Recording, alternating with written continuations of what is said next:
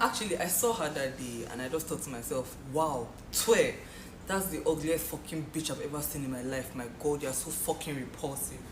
But then she smiled at me and then she told me I'm going to be your husband. And I said, God forbid in the name of Jesus, God would never do me like that. Welcome back, guys, to another video. So I've been seeing this Dear Future Wifey podcast on my TikTok For You page. I've been coming across it on social media and it's really got me very irritated, and I decided to make a video about it. So if you're wondering what this little mockery of a clip is, it's regarding the very first couple, I think, that went viral.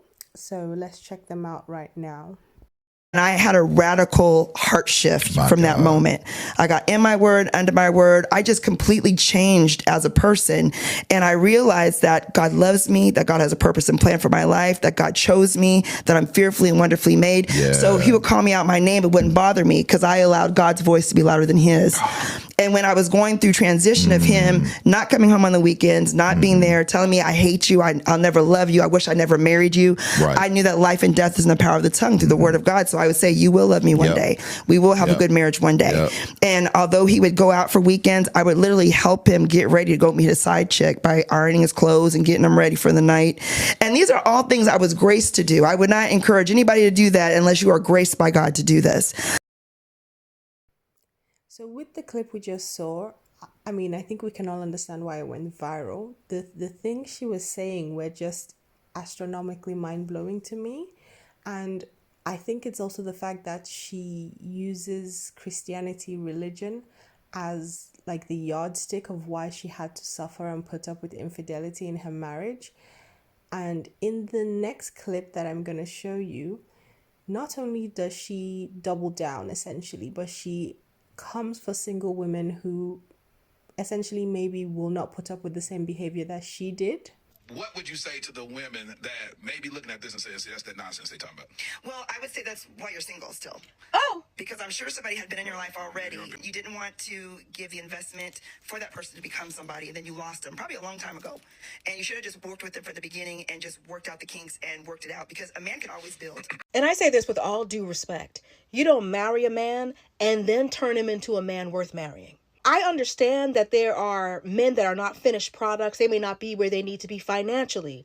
But as far as character is concerned, he needs to already be there when you say I do. A man should not come to you as raw clay, needing for you to mold him into a man. That's the job his parents should have done. That's the job that he should have done prior to you getting there. Well, she's talking about y'all want a ready-built man. Yes, when it comes to that, absolutely. What's the point of a vetting process if you're marrying a man who isn't what you want?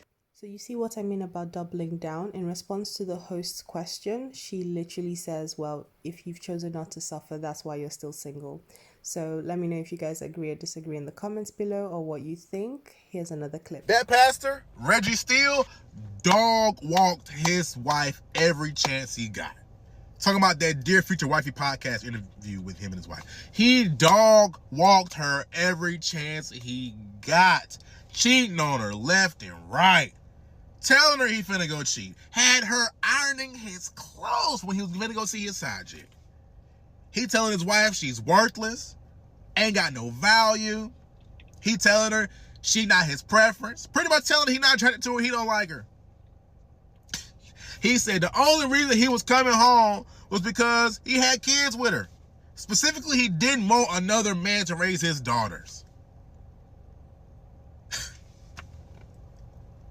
And she stayed. She stayed as long as I was first, as long as I came first, as long as he came home. It is my hope that us as a people are removed from the shackles of that struggle, love, long as you know where home is mentality. And also, before you idolize a long-lasting marriage, get that backstory. Everything the content creator said, I agree with 1,000%. Absolutely no one should be admiring or idolizing anyone else's relationship, because outside looking in, you have no idea the kind of foolishness, the kind of abuse some people are willing to put up with just so they can say they're married, just so they can wave that wedding ring in your face and so they can claim being a spouse, wife or husband. This interview was just ridiculous from start to finish, and I can see why it went viral. Now I'm going to show you another couple that came on this podcast with more foolishness.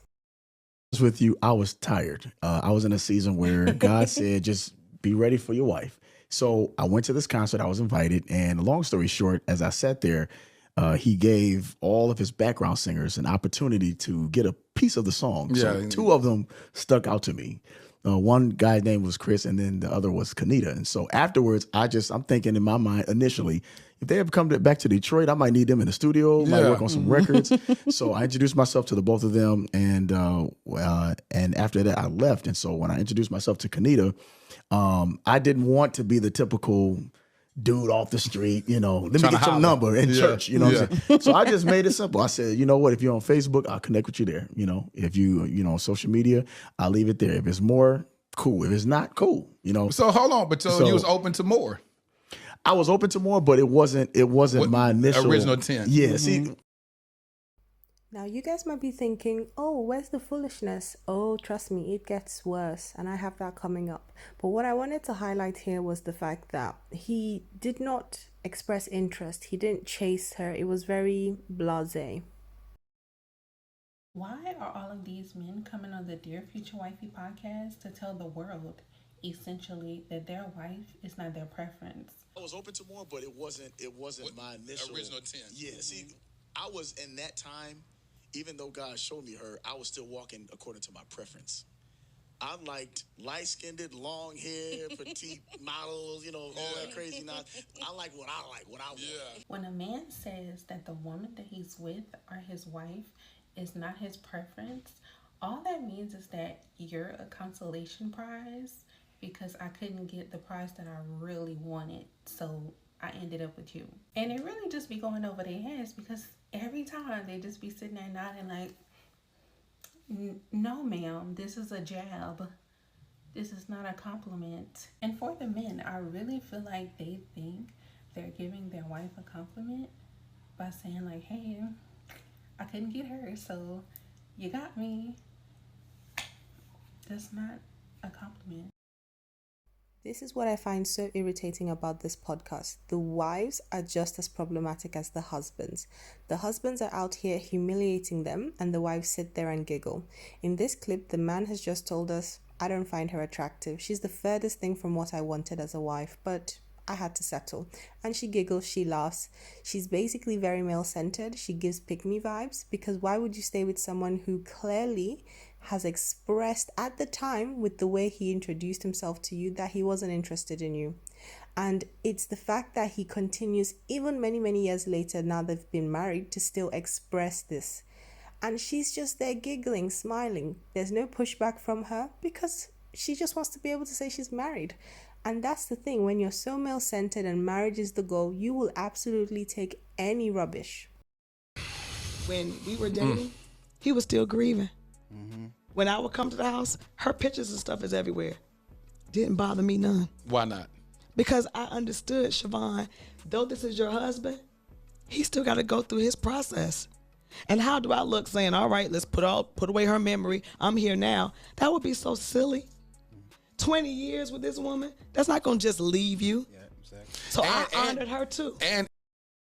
So a bit more context for the foolishness we're about to see. This couple, the man is a widower. His wife has passed on, sadly.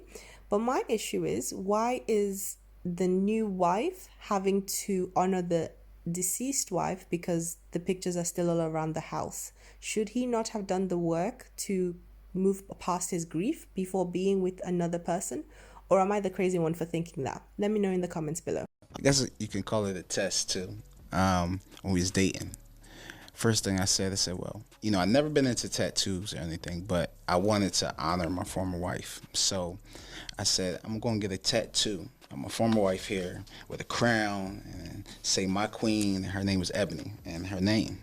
I said, how would you feel about that? Because you would have to wake up to that every day seeing that. And psychologically, for a woman, many not going to do that. No. I don't care how you've been. I don't care how anointed, saved, whatever you was. You be like, hold on now. That's just too much. She said, no, you've been with your wife for 22 years. She's like, of course, you honor her. You know, because I didn't expect that response, really. You know, but it was like a test, like, okay, all right, I can move forward with this. Did you get a tattoo? Yeah, I got it. Yeah. And I watched them get it. She was right on FaceTime. She was coming from preaching at the airport, so in between her she laid over. She was watching. I said, I love how he honored her. That made me look at him in a whole nother way. This man is integral. And he didn't take pictures down. The church, I'll be coming into it, because remember him and his wife, they pastored. Pictures are down. He didn't take the things down. I didn't force him to do it until he was ready. How did you know you was ready to take it down? Well, one, I understand feelings.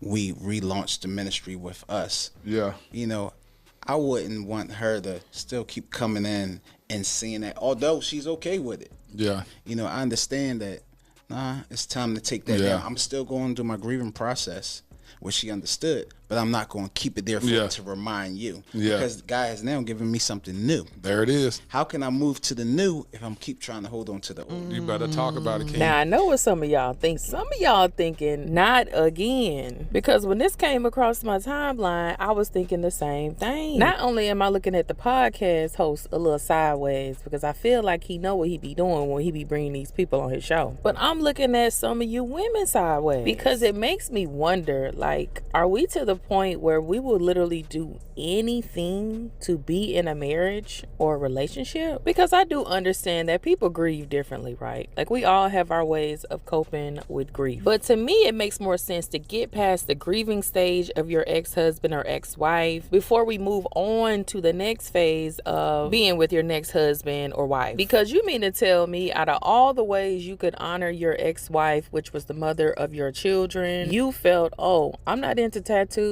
but let me get a tattoo to honor her that says my queen, her name, on my shoulder while I'm married. And I'm really looking sideways at this man, because his response to why he took the pictures down was because he understands people's feelings. That should have been the thought process before you got that tattoo, though. See, I think we really need to normalize treating people how we want to be treated in these relationships, because I'm willing to bet that he would not be okay with her tattooing her ex-husband's face on her arm and saying, this is my king. This is how I'm going to honor him. Child, make it make sense. So a couple additional things I wanted to point out as well. He knew he was testing her. He said so himself. Now, it's also the fact that he does not like tattoos. This is not a man that has tattoos anywhere else. He expressed very clearly he does not like tattoos.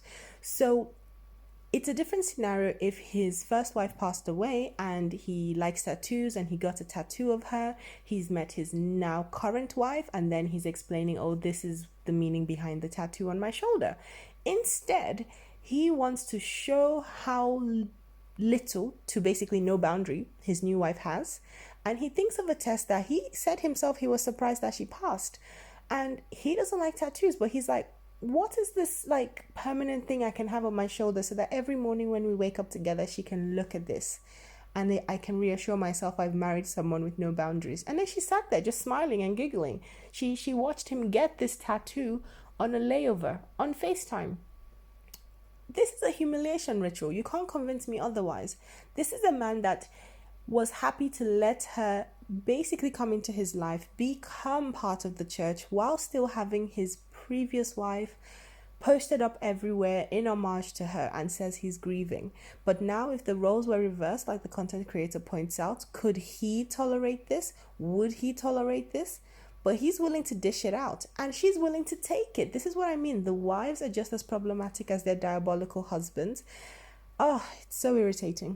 Now, I know there are exceptions to the rule, but in my experience, I found that a lot of women that are very religious and are in situations of infidelity or abuse, they rationalize it by attributing it to the devil is after my marriage, the devil is after my husband. And in all honesty, I'm like, what does your marriage or husband have that the devil actually wants? Because the way some of you are behaving, the devil is taking notes. He's inspired.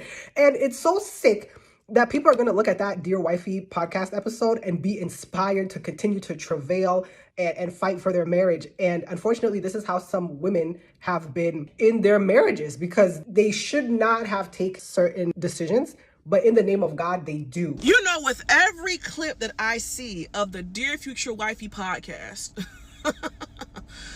I am reminded of one of the many reasons why I denounce Christianity altogether. And it's because I do not like the conditioning of women in Christianity. I don't like it. I don't like how Christianity as a construct romanticizes the struggle and suffering of women, especially when it is in proximity to servicing a man. I can't stand that. I don't like the concept of praising a woman for sacrificing so much and suffering through her husband's antics in a way that he would never suffer through if the shoe were on the other foot. What the hell? If your wife was mourning her husband who just passed, and she came to you and said, babe, I want to get a tattoo of my deceased husband's name on my arm with a crown on top. You mean to tell me you're gonna be okay with that? If your wife came to you and said, hey babe, do you mind ironing my dress as I get ready to go see my side piece? You're gonna pull out the ironing board, ready to go? Oh, and I get it, these are extreme examples, but like, even on smaller scales, I don't like that Christianity does not preach to women self-preservation, worrying about you, not giving so much of yourself to the point of self just depletion.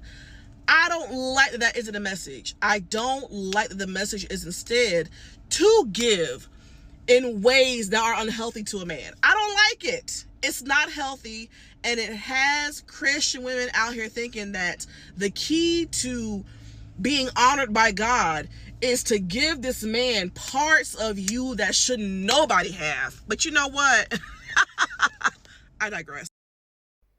So a lot of my irritation watching the couples who have come onto the podcast recently stemmed from the fact that I was raised in the church, I was raised in the Christian faith, and I'm still quite religious as an adult, but I will be the first person to put my hand up and state categorically that a lot of the messaging from the church is problematic.